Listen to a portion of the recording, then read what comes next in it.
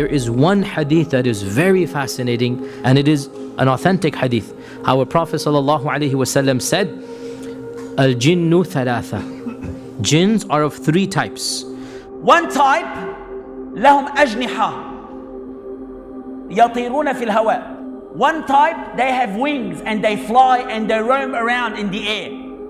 They are flying around in the skies. They're living their lives and they're going by. The other type, they are hayat. There's a category of jinn that typically appears in the form of animals.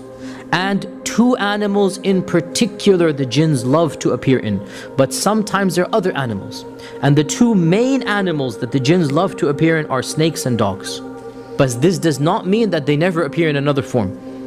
They could have other forms as well. The third type of jinn is they come and they go. This is the one that seems to want to irritate us, want to frighten us, want to come into our lives. This third category. Again, there is a lot of discussion about this hadith. And there are some things that we can say very definitively. First of all, the question comes, are these three types the only three types of jinn? Some of the scholars say that the Qur'an and the Sunnah mention more than these. So these are an example of three types of jinn. But what I want you to take from this hadith, notice how there are three different types that the Prophet ﷺ talks about.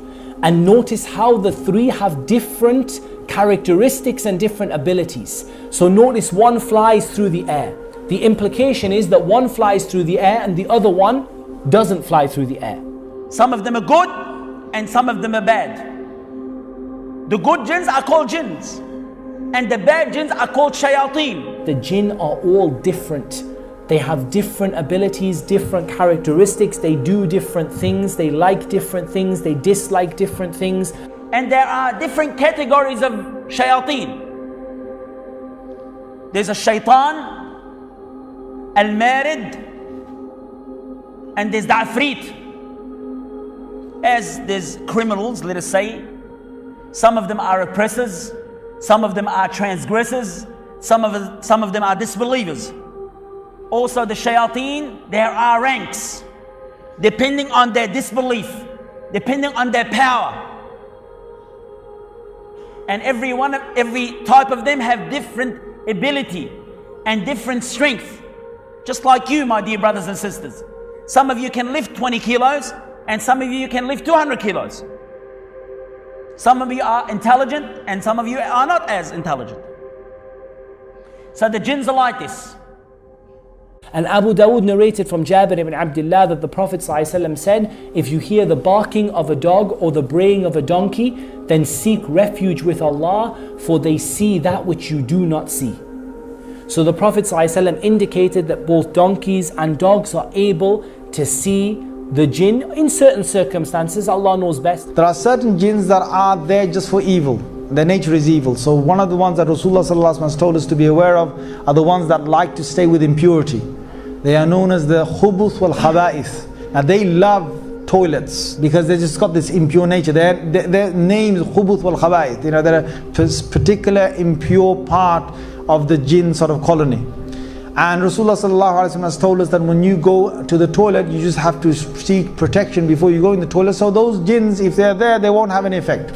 There's others that like to stay with human beings because they are impure or they are stay in an unclean manner. Now only impure jinns will stay with impure people if they are of that kind, and they will just stay with them. Sometimes they won't affect them. There's one particular shaitan that will give doubts.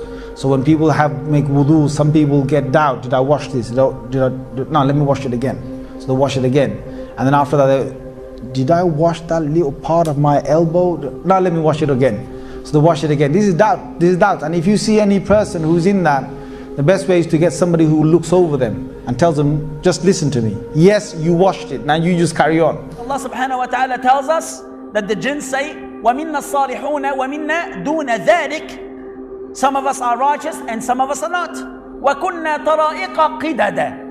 And many of us have different ways and different ideologies and different thinking. Some of them, the jinns, are Muslims. Some of them are disbelievers. Some of them are Jews, Christians, Buddhists, atheists, monks, everything. The same as human beings. Many people mistakenly think that all of the shayateen are chained up in Ramadan. This is not true. Only the marada of the shayateen. And the marada of the shayateen are the obstinate or the ones that are especially going to harm you. Are they a separate category like the ifrit? Or are they simply the shayateen that are more harmful than other shayateen? Allah knows best. Because the ifrit seems to be like a different species of the jinn, or a different clan of the jinn. And Allah knows best. The disbelievers from amongst the jinn, they have a very ugly appearance. They don't have a very nice appearance. And we don't know a full appearance of them. I've met many patients who describe the jinn to me. I've met many people who have seen the jinn in various different forms. But I'm going to only quote you what Allah Azza wa Jal tells us about the jinn in their appearance, or about the evil beings from amongst the jinn. Allah Azza wa Jal tells us about the tree that grows from the base of the hellfire. The tree of Az-Zaqum. The tree which is ta'amun athim, which is a very painful and an evil tree. And Allah describes the fruit of the tree of the hellfire and says it looks like the heads of devils. So if you imagine this horrible tree, this horrible poisonous evil tree, and you imagine that it looks like the heads of the shaitan, you can imagine that these shayateen are not particularly nice in appearance.